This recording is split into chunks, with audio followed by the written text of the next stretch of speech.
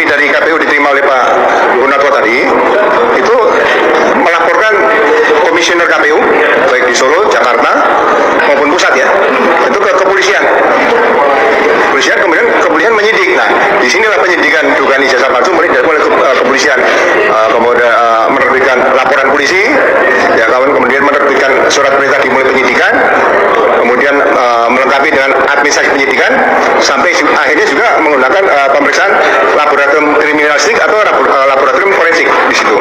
Jadi awal dari pembuktian ijazah yang diduga palsu tadi adalah dengan laporan yang harus dilakukan, melaporkan komisioner KPU tadi ke Kepolisian Negara Republik Indonesia dengan barang bukti adalah ijazah yang dilegalisir oleh KPU, dinyatakan dari KPU sebagai bukti utama nanti. Saya mendengar sendiri dari Ring 1 Istana yang membantu Presiden Jokowi sampai sekarang, ya mereka ini nggak mungkin saya buka ya, Bro Firman ya. Mereka sampai bilang gini, mereka khawatir presiden pertama di Indonesia ini yang masuk penjara itu adalah Presiden Joko Widodo. Saya mendengar ada konsensus tidak tertulis di negara ini bahwa seolah-olah presiden dan wakil presiden itu kebal hukum. Padahal kalau kita lihat konstitusi kan jelas tidak ada satu orang pun yang kebal hukum di negara ini. Semua warga negara baik presiden baik siapapun profesi di paling bawah itu bersamaan kemudian dalam hukum dan pemerintahan gitu. Nah, ini Bapak Jokowi hadir memenuhi jadwal pemeriksaan dari penyidik. Jadi kita lihat tadi Bapak memasuki bersama dengan tim dan juga mendampingi, dan dalam hal ini Bapak juga membawa dokumen-dokumen yang nanti akan disahkan, akan disampaikan kepada penyidik, dan tergantung penyidik nanti apakah akan menggunakan dan atau melakukan penyitaan. Jadi tentu Bapak secara konsisten terus akan mengikuti proses hukum, akan menghargai semua proses yang terjadi, dan hari ini kita lihat penjadwalan Bapak untuk minta keterangan dilakukan di Polres Solo. Kira-kira demikian. Ada pertanyaan? PN Surakarta sudah diputus oleh Majelis Hakim. Tadi sudah saya sebutkan perkara perdata nomor 211 garing PDT.G garing 2025 PN Surakarta yang diputus ya dengan amar putusan mengadili dalam eksepsi, menerima eksepsi tergugat 1, tergugat 2, tergugat 3 dan turut tergugat ya. Jadi kalau hari ini diputuskan telah terbukti ijazahnya palsu karena apa? Ada yang bersaksi bahwa yang ada di ijazah itu berbeda dengan orang yang dia lihat. Jadi,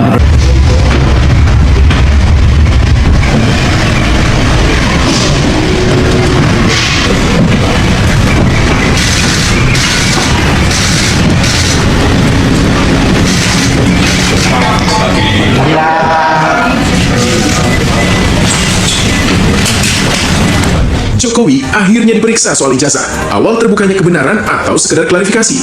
Akhirnya, setelah bertahun-tahun menjadi polemik di ruang publik, Presiden ke-7 Republik Indonesia Joko Widodo memenuhi panggilan penyidik. Selama 3 jam di Polresta Solo, Jokowi menjawab 45 pertanyaan penyidik Polda Metro Jaya terkait dugaan ijazah palsu, isu yang selama ini dianggap tabu, sensitif, bahkan tidak boleh disentuh. Peristiwa ini menandai titik penting. Untuk pertama kalinya, isu ijazah Jokowi tidak lagi sekedar perdebatan media sosial, tetapi masuk secara resmi ke ruang hukum. Jokowi akhirnya benar-benar penuhi panggilan untuk diperiksa.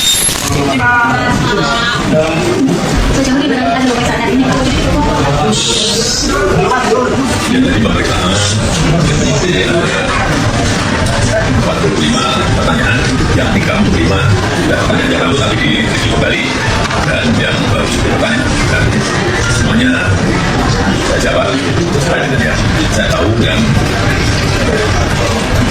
jadi apa adanya.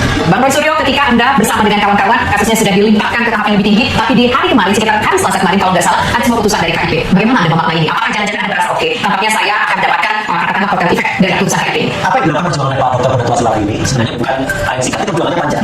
Dulu kami bersama-sama dengan Dr. Benatua itu menggunakan waktu itu kita minta salinan, putusan salinan tentang ijazah ini. Awalnya itu nggak diberikan. Sebuah macam cara bahkan dulu KPU Solo itu sempat mengatakan sudah nggak ada. Ya kemudian Dr. Benatua memasukkan kalau nggak ada berarti Anda melanggar undang-undang kasih Pak, bisa kena tuntutan. Takut mereka, kami keluar. Tapi ada satu yang ingat gini Pak, dari semua saya tadi. Yang kita minta itu ada 5 jenisnya, 5 seperti ini. Ya, jadi ada 5 salinan ijazah yang pernah digunakan oleh Joko Widodo. Ketika 1 menjadi wali kota Solo tahun 2005, 2 ketika menjadi calon tahun 2010, ketika menjadi calon gubernur 2012, ketika menjadi capres 2014 dan capres 2019. Masing-masing itu ada ciri khas yang berbeda. Nah, ini yang kemudian nanti akan jadi tugas saya untuk meneliti. Dan sebenarnya, Bang Benatua bukan ketawa ya. Kami sudah menemukan ya ada perbedaan-perbedaan di antara itu, dan itu nanti akan jadi sangat signifikan. Karena kalau kita tentukan sebenarnya berkas yang diberikan itu ada kepalsuan atau tidak?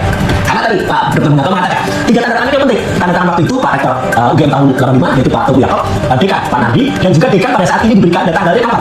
Karena di sini misalnya ada Profesor Nardi, ya Profesor Dr. Muhammad Naim, misalnya Dr. Muhammad Naim, ada juga Profesor Sudiati, ada juga nama seseorang yang harusnya ada juga, tapi itu belum muncul pada masyarakat. Di sini nanti dimasukkan oleh Pak Dr. Munato itu sebagai kewenangan rakyat. Karena kalau kita buka, jadi jelas palsu nanti. 99% akan mendukung upaya kami ya di dalam membongkar ijazah palsu. Sama seperti kesaksian nanti saya ditanya sedikit Pak Objek. Yang juga pengalaman beliau melihat foto ini, beliau pernah langsung kepada Pak Jokowi. Nanti ditanyakan ini Jokowi atau enggak? Ya, dan kami menurut penelitian dari manusia. Begitu melihat foto ini foto baru, nggak mungkin foto 40 tahun yang lalu gitu. Oh, di UGM nyatanya ini punya saya, punya kakak saya, punya ayah saya, nggak ada foto ini. Tapi itu bukan kehutanan tahun 85. Ya, ini katanya di Fakultas Kehutanan UGM ada yang warna hijau gitu, sarjana muda. Nah, kalau ada di luar dari Oke, kembali lagi dengan saya di channel ini yang dimana kita akan membahas beberapa tanggapan atau komentar-komentar dari teman-teman kita soal video kita di atas, teman-teman. Nah, di sini ada yang menyatakan bahwasanya kampus bukan tempat pembohong penipu, tapi tempat terhormat bagi generasi muda, cari ilmu yang bermanfaat bagi negara dan bangsa. Kampus harus bersih dari penjahat yang khianat bangsa dan penipu. Ya, tangkap, adili pengkhianat NKRI sampai akar-akarnya biar rakyat Indonesia aman, adil, makmur dan merdeka. Ya, setuju sekali, yang tetap istiqomah yang harus kita dukung dan didoakan. Gak seperti Profesor Koboi, profesor tapi pilih limpat, silau sama duit jadi perjuangan kolab sama iming-iming. Ya, kan sudah banyak dokumen aspal digunakan jadi pejabat terus dilaporkan dicopot jabatannya. Mestinya harus diproses dulu terbukti asli apa aspal baru itu benar.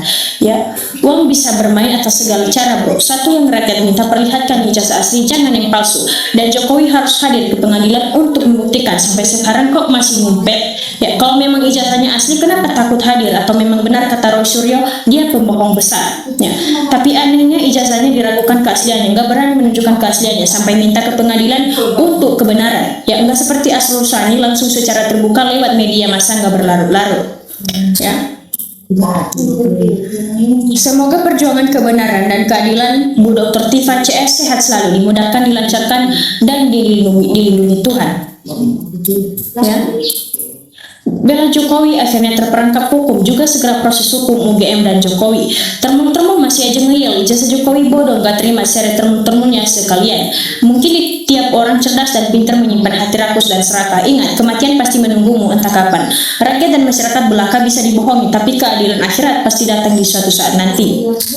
Ya. Demi duit miliaran yang menggiurkan, ternak-ternak manusia kekeh ngayal mempertahankan kebohongan melindungi yang salah. Secepatnya agar ditangkap Pratikno dan Ova, Emilia rektor UGM, karena dua orang ini dalam kasruh di UGM terkait ijazah palsu. Ya. Pihak UGM betul-betul merendahkan diri mereka seakan bukan sempat akademisi. Lihat yang baju coklat kayak baru lulus sekolah, sangat memalukan. Ya, dia bilang pakai prosedur mungkin prosedur pingpong, ngomongnya aja berdiri kayak gak punya bangku, padahal sudah dibelikan dengan uang APBN. Ya, dua pejabat UGM yang menemui para pejuang kebenaran termulut penjilat. Ya.